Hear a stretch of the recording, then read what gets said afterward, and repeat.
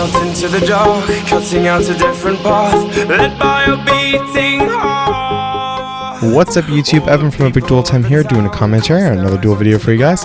This week we have Liam on the left piloting a Chaos Dragon deck, and we have Dom on the right piloting a 3-axis Fire Fist deck. I'm trying to bring in some variety in our matches for you guys, just to kind of at least change up the pace. A lot of you guys have made comments in the past saying you're not overly fond of kind of the same matchups or same decks almost every week, so I'm trying to get a little more variety.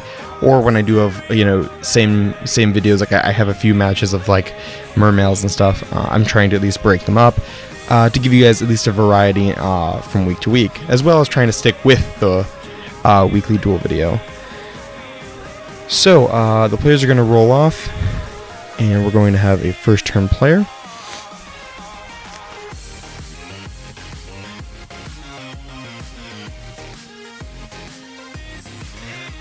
These decks are interesting because we have two very different play styles in terms of this. Chaos Dragons have more of a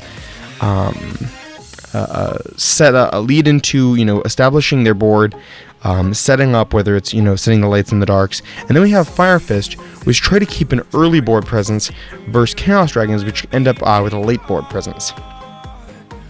So Dom's going to activate Tenki, and that's going to obviously search out a Fire Fist card, and he's going to pick out Spirit of the Fire Fist.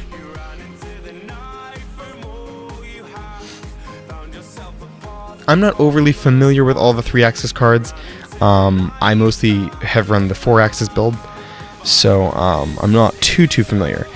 So then Dom's going to use Tensu, and he's going to use the Tensu summon to summon Rooster, whose effect will activate, and it tributes off the, or not tributes off, but it sends off the Tenki, and it replaces it with a face-down fire formation. In this case, it's going to be Tensen.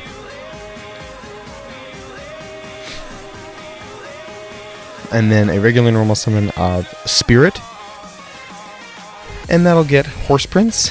Horse Prince's effect will activate, and that will get another Rooster. From there, a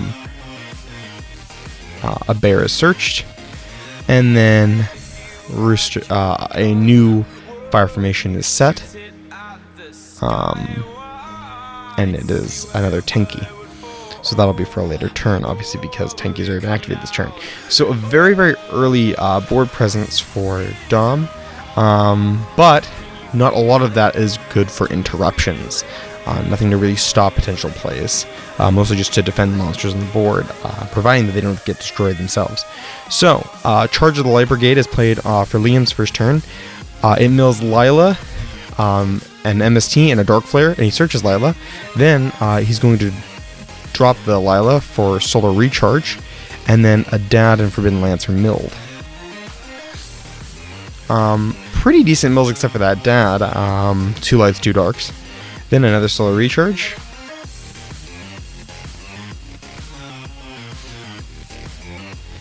And so we see the 3rd Lila put in grave, and we also saw a Light Pulsar in grave.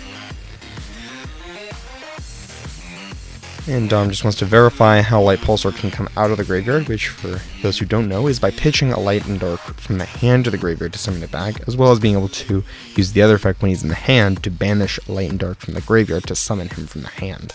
So he actually has 2 ways of being able to come out.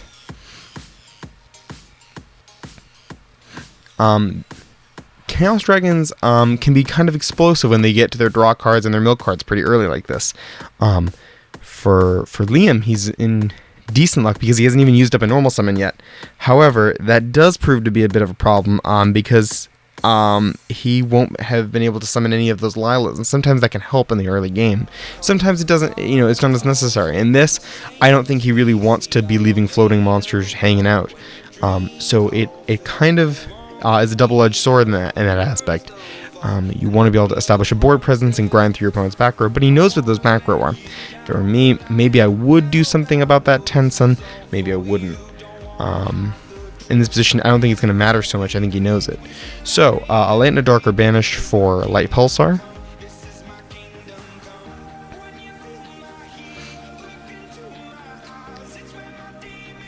and then a Mind Control is played on the Horse Prince. Conveniently enough, Horse Prince is a level 6, which is going to serve incredibly well to Liam's advantage, which is going to allow him to utilize that Light Pulsar Engrave.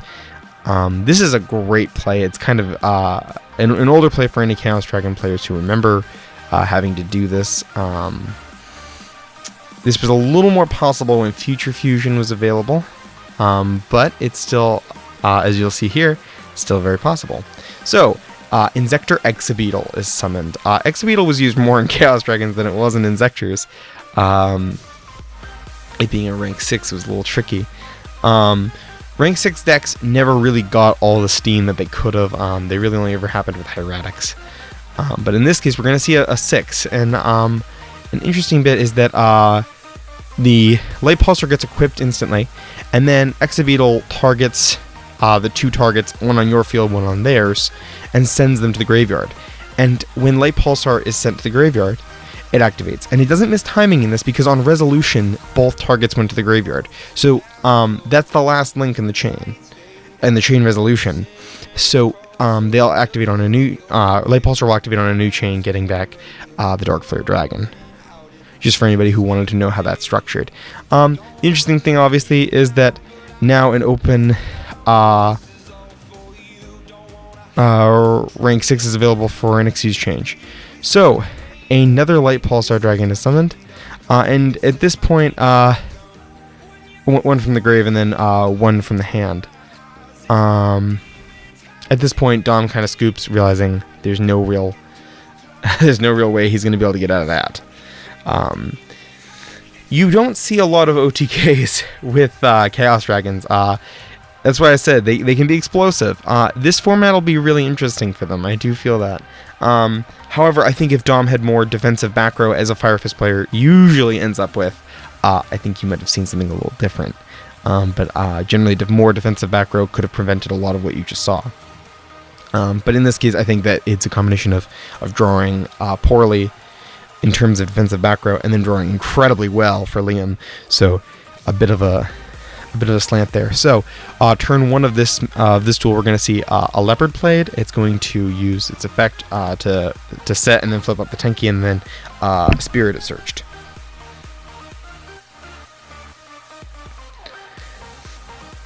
I never really caught on to the 3-axis, mostly because I felt that it was a little too susceptible to Veiler and Fiendish Chain, and I wanted to. You kind of want to minimize the amount of things that impact you too heavily like that.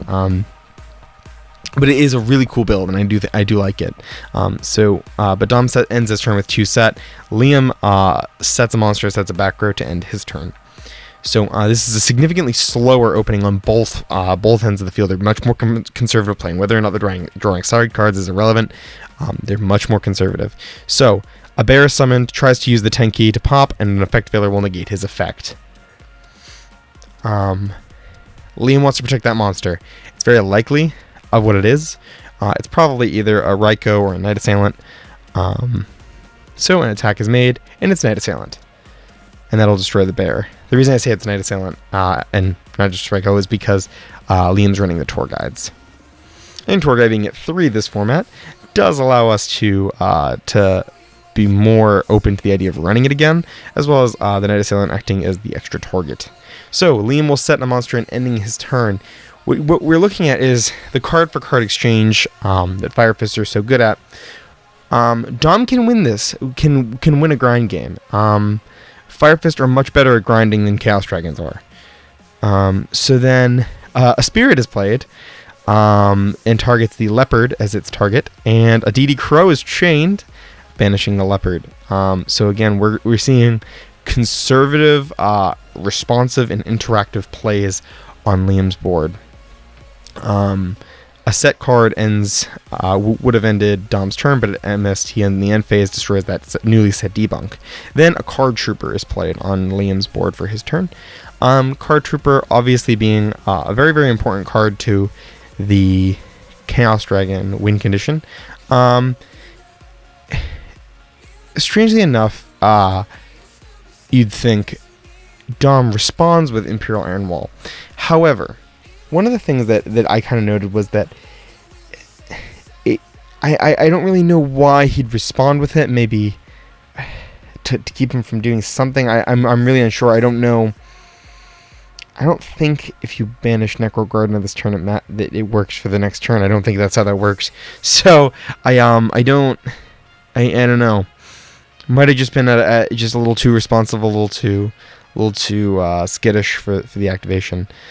But a Rooster is summoned, and then Tensen to target the Rooster so that the 700 from the Tensen lingers, and then Rooster is going to turn the Tensen into a Tenki, and then the Tenki will search out a bear.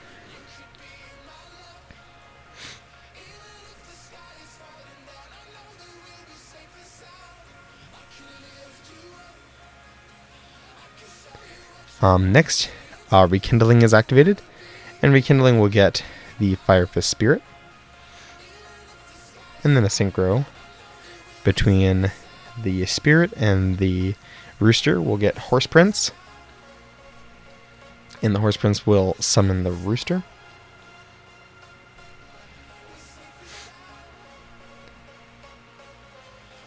And then the Rooster will...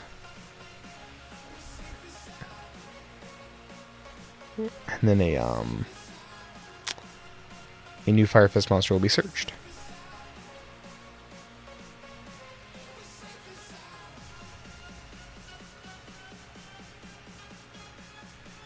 And then Rooster will turn the Tenki into the Tensu.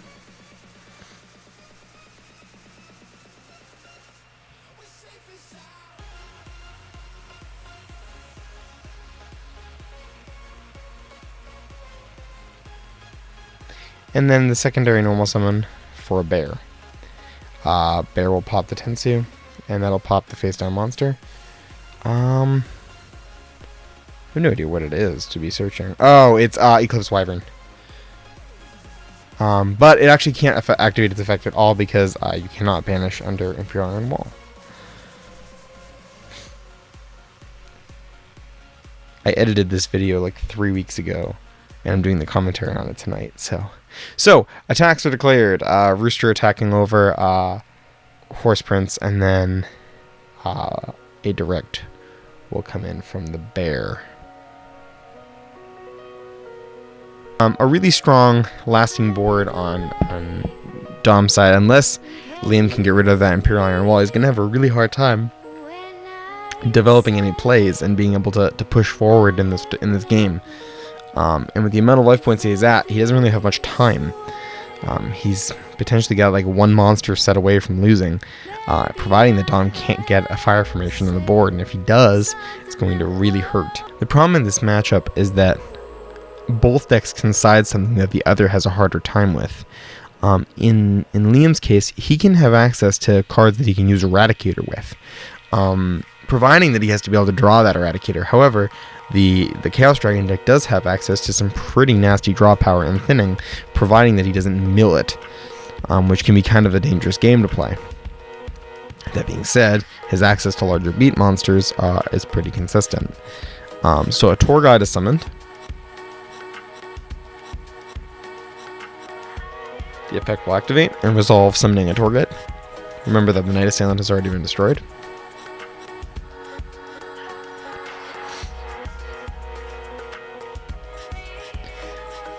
Then he'll overlay the two Tour Guides into Wind Up Zenmains. A play that isn't seen as often. Problem is that if Dom gets to a fire formation, he can grind through that Zenmains pretty quickly. And he does. He has a Tenki.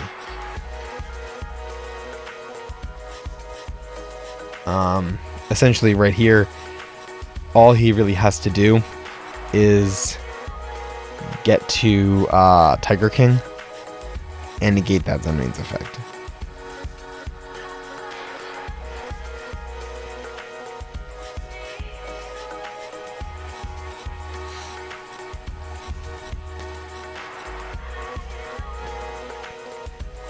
So a Leopard search from the Tenki, and then Rooster is going to send the Tenki and get Tensu. So this is going to allow, and Dom hasn't even used his primary normal summon, so it's going to allow him access to the double normal summon again. So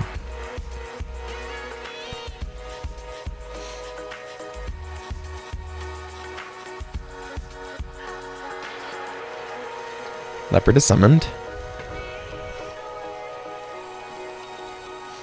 And he's going to overlay them into, I think it's Lion Emperor. And then he's going to detach one and re-add Spirit. I'm guessing that's what it does.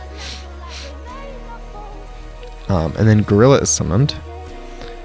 And what this is going to allow him to do is being able to overlay into the Tiger King and negate the Sandmans.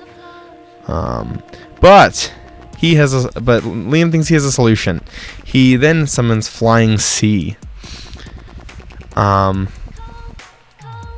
Flying Sea prevents Ixie summons. However, conveniently enough, Dom has a debunk, which negates the activation of Flying Sea and destroys it. And banishes it, excuse me, does not destroy it. I need to stop doing videos at 4 in the morning.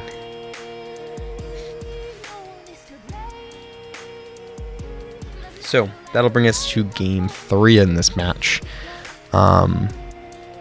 Again, we're able to see some cool developments on both the interactions of these decks, because we're able to see how explosive that 3-axis can be, and then we can see how nasty the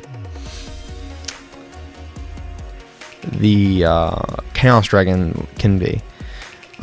So Solar Recharge. And then normal summoning Lila and setting 3 back row. Then a mill of Dad, DD Crow, and another Lila during the end phase. Dad seems to really enjoy going to the graveyard. That's happened a few times now.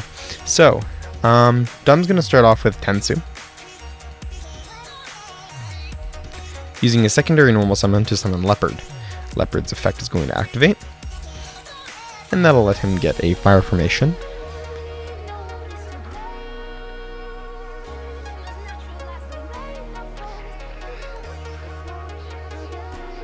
And he gets Tenki, but he flips up the Tenki to activate it, to search, and MST is chained and destroys it.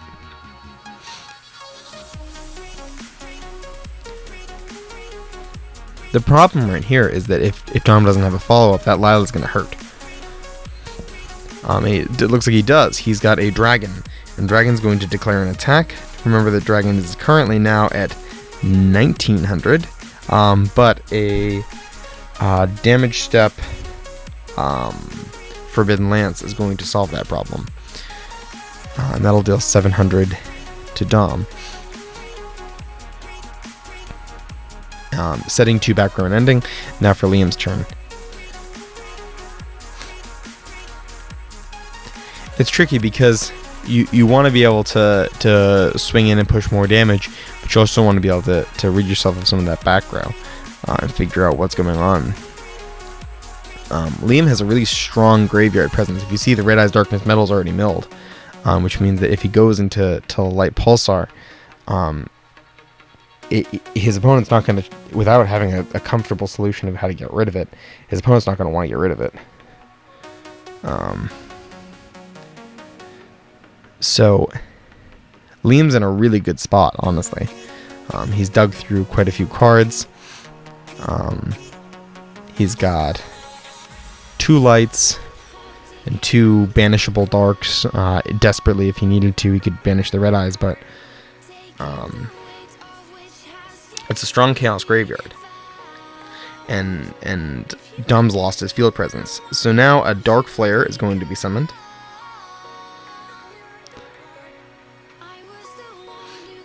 Banishing DD Crow and Lila.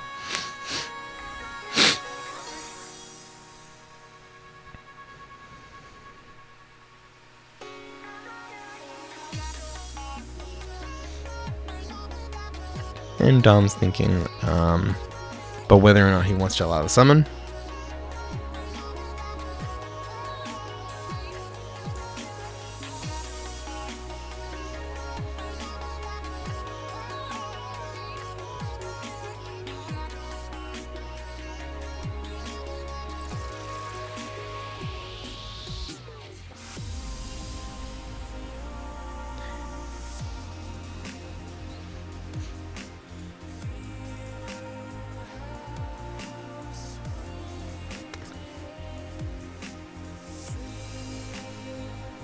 and he allows it. But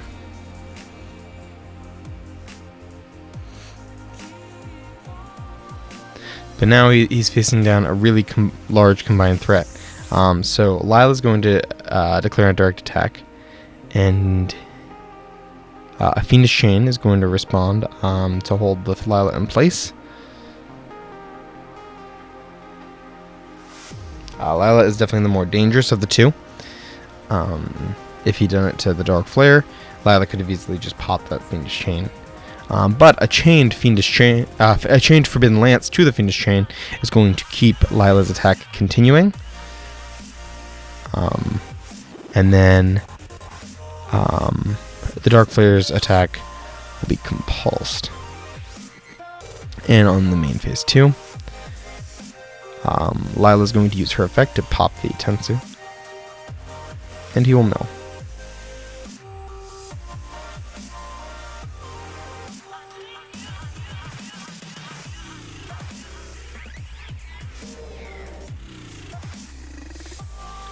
Understand that the way that the end phase is structured, Fiendish Chain would not renegate Lila's effect.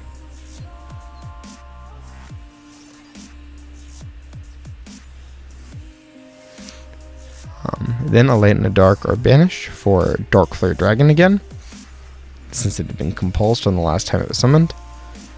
However, it does force Liam to use more monsters from his graveyard than he would have liked, and that can always be tricky.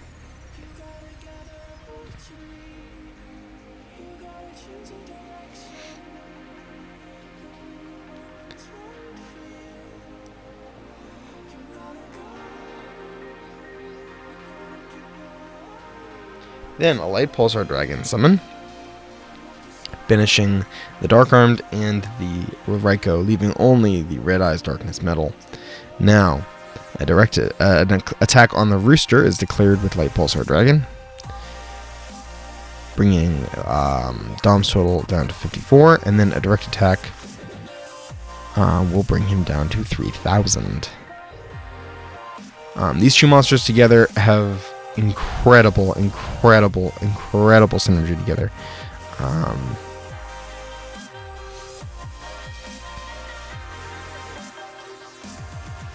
So, two more direct attacks really brings Dom down to 0 life, and that will end the match in Liam's favor, 2-1 with Chaos Dragons. Last Duel Videos pack giveaway winner is the Yugo guy. If you want to have your chance to win a pack of Number Hunters and an Epic Duel Time deck box decal, there are 3 simple things you gotta do. Like this video, subscribe to the channel, and comment with an answer to our question of the week. This week's question: with Legacy of the Valiant sneak peek this weekend and the set release shortly after, what card do you look forward to most and why? As always, like, comment, subscribe, and keep dueling, America.